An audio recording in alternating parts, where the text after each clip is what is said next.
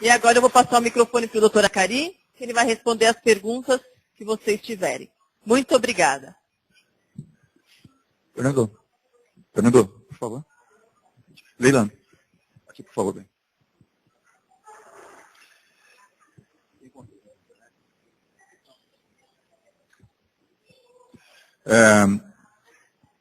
Nós teremos um tempo para perguntas e respostas.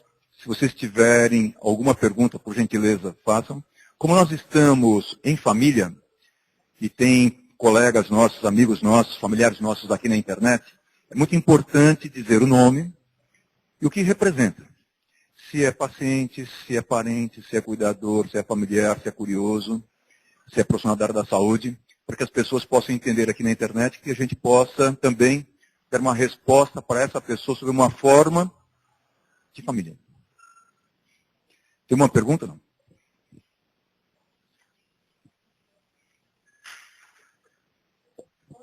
Bom dia para todos. Meu nome é Priscila, eu sou filha de um portador de ELA. E eu gostaria de saber, doutora Acari, se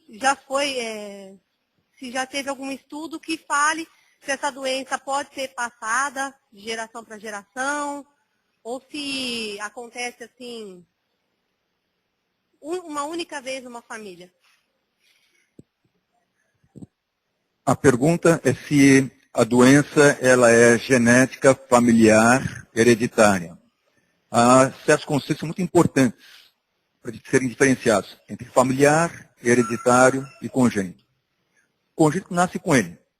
Hereditário que existe uma certa hereditariedade definida. Em relação à esclerose lateral-amiotrófica, como foi apresentado aqui hoje, ela é uma doença multicausal. Existem várias causas, né, envolvidas. Não tem uma causa única. 95% dos indivíduos, ela é representada dessa forma. E ela é esporádica. É um elemento na mesma família. 5% deles tem a causa hereditária, familiar, hereditária. 5% deles. E nesses 5%, a herança é autossômica dominante. O que é herança autossômica dominante? Vem de família para família, família para família. Geração, geração, geração, geração. Vem passando. 50% de chance de passar. 5%. Ah, mas eu tenho ela. Será que minha família tem? Veja na sua família se tem alguém mais afetado. Se não tiver, é a esporádica.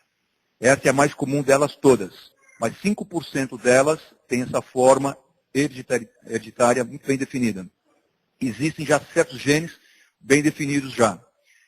Não significa que o indivíduo tendo um gene alterado, ele vai ter a doença. Aí tem outro aspecto. Os genes controladores, os genes protetores, ou as formas protetoras de vida que as pessoas levam, que fazem com que esse gene não seja expresso. Um outro detalhe muito importante. Essa doença, ela não é comum. 1 a 2 pacientes por 100 mil pessoas por ano. Essa é a incidência dela. As causas não estão muito bem definidas. Entretanto, existe uma certa localidade, nas Ilhas Marianas, em Guam, cuja prevalência da doença, número de pessoas por 100 mil, é cerca de 100 vezes maior que no resto do mundo. Então, lá tem algum fator que desencadeia a doença. Que podem ser fatores genéticos, mas lá é o fator ambiental. Existe uma particularidade interessante que é o aspecto alimentar. Eles gostam de uma iguaria fantástica, deliciosa, chamada morcego. E eles comem morcego. E esse morcego, por sua vez, sem críticas aos hábitos. E esse morcego, por sua vez, come uma frutinha de um coqueiro, e essa frutinha tem um aminoácido chamado BMAA, que é excitatório, que é igualzinho ao glutamato dentro da célula. E ele acelera a morte celular. E esse BMAA, ele vem pelo caule do coqueiro, que vem das raízes do coqueiro, da água que banha. E nessa água tem uma bactéria chamada cianobactéria. Ela que produz esse aminoácido. E é interessante, essa enfermidade também aparece em zona rural. Pessoas vivendo de uma forma melhor possível. Alimento natural, boa vida, né, entre aspas, porque as pessoas na zona rural elas vivem menos, incrível que possa parecer, o sol mata, a segunda, terça, quarta, quinta, sexta, sábado, domingo, segunda de novo, isso é difícil para eles, mas possivelmente naquela região deve ter essa bactéria também. É uma das teorias sendo colocadas. Portanto, esclerose lateral amiotrófica, ela é esporádica. Na Escola Paulista-Medicina, em pesquisa que nós temos feito, nós encontramos 3 casais com esclerose lateral amiotrófica. Esposa e esposa. Será que tem algum fator ambiental? Mas na literatura também tem esse tipo. É o acaso isso. Sabe aquelas coisas ao acaso? E de repente, por que nós nos apaixonamos pelas pessoas? O que faz essas pessoas que elas sejam diferentes, que nossos olhos cruzem-se nessa pessoa? Será que nós somos marcados para certas coisas? Só Deus sabe explicar. Obrigado.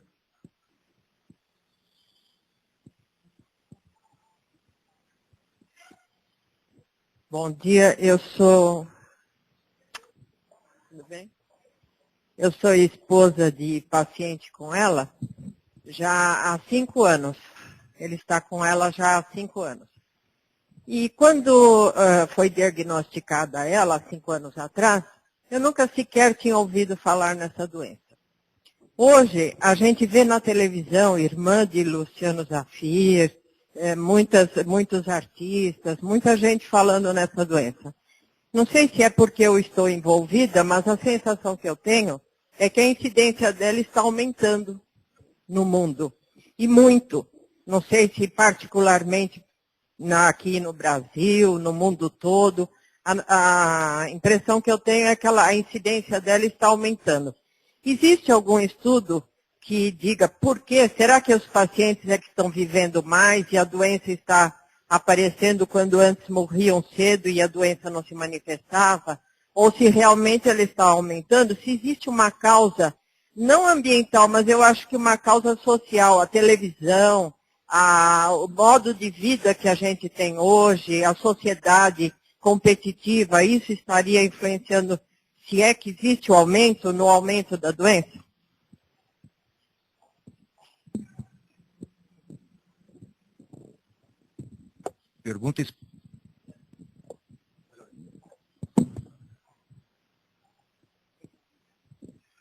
Pergunta muito perspicaz e pertinente. Nos estudos epidemiológicos, tanto aqui no Brasil como fora do Brasil, não tem sido demonstrada essa condição de aumento dela. Não tem. O que tem acontecido é que nós estamos fazendo mais diagnósticos, especialmente aqui no Brasil. E esse é o trabalho de orientação e informação. E começam a aparecer as informações.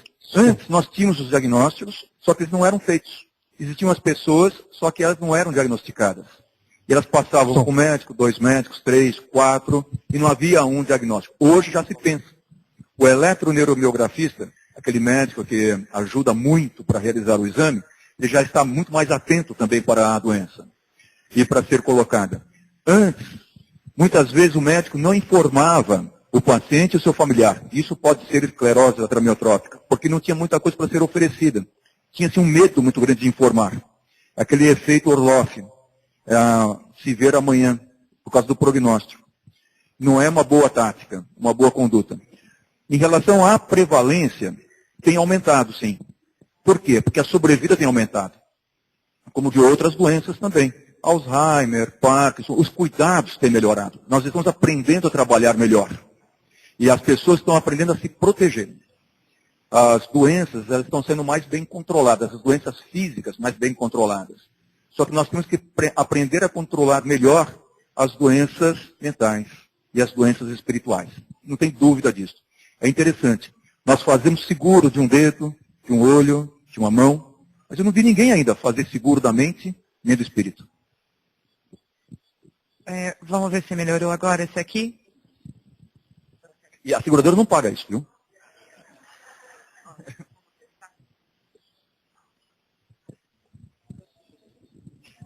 Som?